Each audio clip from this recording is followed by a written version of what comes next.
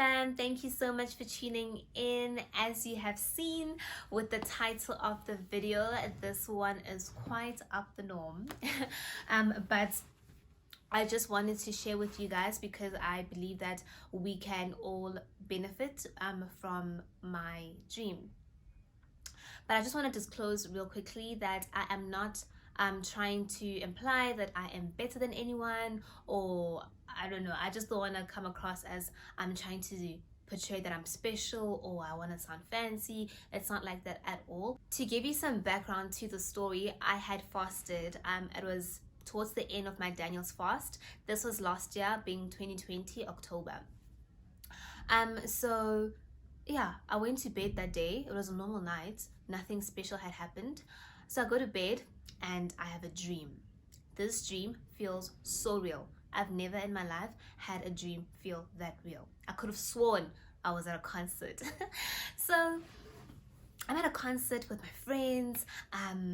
We in South Africa, and we're at a field. It seems like we're at a field and the stage is set up and there's people around us. It's nice, you know. It's about to be a party. So but then my friends are behind me and I'm in front, so I don't see them, but I know I'm with my friends. Randomly a path appears to my left, right? Magically it appears, and it leads to the backstage, and there's no security whatsoever. There's like a small gate. We could literally jump over the gate and we can get to backstage and, you know, to see all the celebrities. So I'm like to my friends, guys, like, look, we can go backstage, you know, let's hurry up, let's go. And my friend says to me, at the time I thought it was one of my guy friends, Bongani. Bongs, I thought it was you. So I thought it was Bongani. My friend says to me, but in the most gentle voice ever. See, after Bongani spoke, I knew it wasn't Bongani, right? But in the most gentle, most beautiful, yes, that voice was so beautiful. The rhythm of those words, my goodness, that was so beautiful. My friend says to me, but do you think Jesus would want you to do that? I'm like, what? In the dream, I tilt my head to my right, just like this. Guys, it felt so real. I put on my manipulation. I'm like, hey, I guess since I'm Christian, that means I can't have fun like other kids. Hey. Hoping that my friend will be like, I'm joking, friend, let's go. My friend says nothing, keeps quiet. Fine, that shit didn't work. Fine, we move on. A few seconds later, another path appears. Literally, there's nothing, then a path appears, right? This time it leads to the stage, right? The golden circle. And you know, when you go to a concert, you want to be as close to the stage as possible. No one was at the golden circle, right? So had we gone quickly, we would have been the first to get there. So I'm like to my friends, guys, like, look, let's hurry up, let's go. Once again, my friend says, I don't think Jesus would want you to do that. At this point, I'm just like, this guy, like, why are you doing that?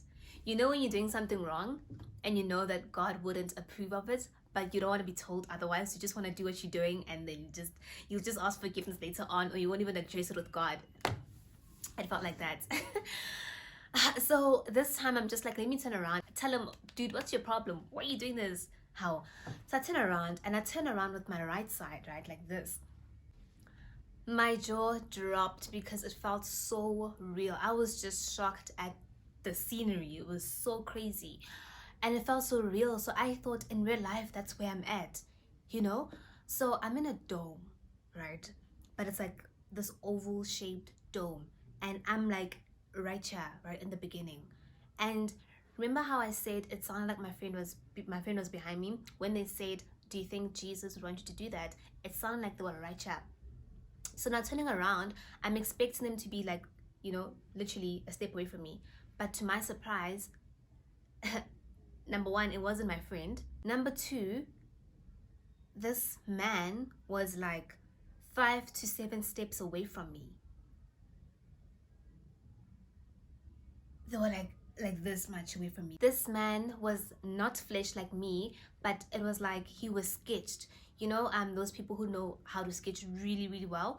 It was like that kind of sketch, but it was 3D, so it was alive. It was crazy, right? And as if that isn't crazy enough, this man is dressed in a garment. He's dressed in a garment and he has a head covering, like it starts from here and it's just draping into his outfit. And he had long hair, but I could only see his front view, right? So I couldn't see how long the hair was, but I could tell that it touched his shoulders. And he was smiling at me. He was smiling at me. And I was just like, what's going on? Like, I was like, what? That's the most vivid images I have of him, was him smiling at me in such a way that was so warm and welcoming. You know those people who just look friendly, who just look like nice people? He has that vibe, he has that aura about him. Like, he looks so nice, like, wow, this is a nice guy. He was smiling at me. So now I gather the strength to want to ask, who are you? Like, what's going on? But before I could even ask that, I had a blackout. Literally, that was the first time in my dreams that I've had a blackout. It was like, pap, done. I forgot about the dream. I woke up the next morning. I didn't remember anything. It's only when I watched TV and I saw that artist from my dream, I was like, man, wait, I dreamed about this person. And I was like, wait. Also, something weird happened in that dream. And then everything just came rushing back. And I was like, could that have been Jesus Christ? I was like, nah, there's no way that was him. Nah, there's no way. Like, Jesus is very busy. That's not him. So I'm like, I actually thought it was Peter. I thought it was Peter because I've been quite fascinated by Peter. You know, one moment I found myself shouting at him while reading my Bible, like, how could you do this? And the next moment I'm like, wait, but I would do the same thing. You know, when Jesus was walking on water and the disciples were in a boat and they were scared because they thought he was a ghost, and Jesus said to them, don't be afraid, it is me. And then he says, well, if it's you, then I should be able to walk on the water as well. You know, like, let me walk on the water. And Jesus says to him, okay, come. He comes, and then, okay, fine, he could walk for, I think, a couple of steps. And then he got distracted by the wind and the waves, and he got scared and he began to drown. And then Jesus pulled him out. I remember the first time I read that story, I was like, this guy. I was like, do you not know who you're speaking to, sir? Do you not know that this is King Jesus? Check yourself, actually. I'd be like, Jesus, if I was there, I'd be like, excuse me, sir, you need to check yourself. You need to calm down. I'm sure while I was saying that to Jesus while reading my Bible, I'm sure he was like, but Naledi, you the same way. You doubt me as much as Peter did. So I decided to pray about it, right? At that very moment, I was like, okay, let me talk to Jesus. I sat down right here by my bed because my Bible says right here. So I'm like, okay, Lord, if that was you for real, Jesus, please confirm it, right? I opened my eyes. Guys, I've never ever read. The Bible is quite, there's a lot of words in here, right? My eyes were drawn right here. This is Proverbs 4, verse 11. And it reads, I'm just going to read a little bit. So verse 11 reads, I have taught you the way of wisdom.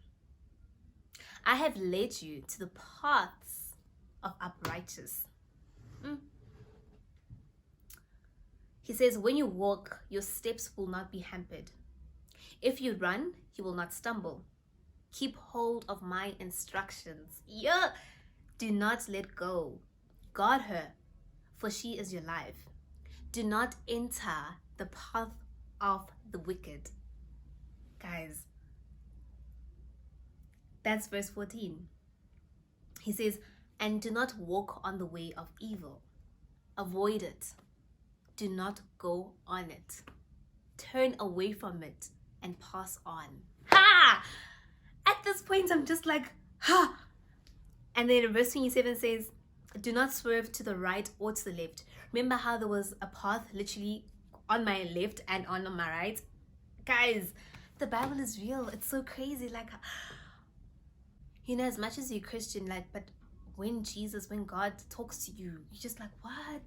Like, you real? Like, what? I know, this is Peter behavior, right, Chad? But after reading this, I was like, nah. A few weeks later, I come across a passage when Mary was, this is after Jesus had died, right? And they had buried him. And Mary went to go visit his grave. When she got there were two angels. One was by the tomb, one was by the head of the tomb, and the other was by the feet. And she said, okay, wait, where is he? And they said to her, he's gone, he's not here. And I believe she started panicking, like, what do you mean he's not here? Like, where is he? I want to see him. But as she's like, in the state of just panic, a guy from behind her says, why are you crying? And she turns around and she says, I'm looking for his body. Please show me where his body is.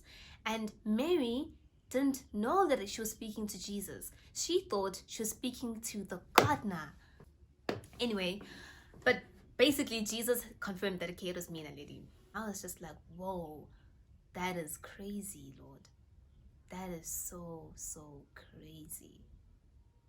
As much as this was a personal dream, I believe that Jesus wanted me to also share this, because so many of us, especially young people, we find ourselves in situations where we are conflicted. You want to do what your flesh wants and what the majority is doing, that it's so hard for you to go back and ask yourself, okay, but would Jesus approve of this?